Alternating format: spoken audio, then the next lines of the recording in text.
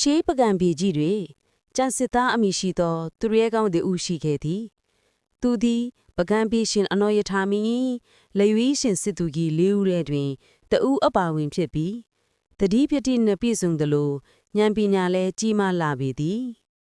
ချန်စစ်သားသည်မမိ၏တပ်ဆွန့်ဂျိုးပန်းတိုက်ခိုက်မှုတိုင်းတွင်အောင်မြင်မှုများရရှိခဲ့တော်လဲသူ၏စိတ်ထဲတွင်အမြဲတမ်းလိုတွေးပူနေသည်ကပပံပြေကြီး၏ဘေးအန္တရာယ်ကင်းရှင်းရေးပင်ဖြစ်သည်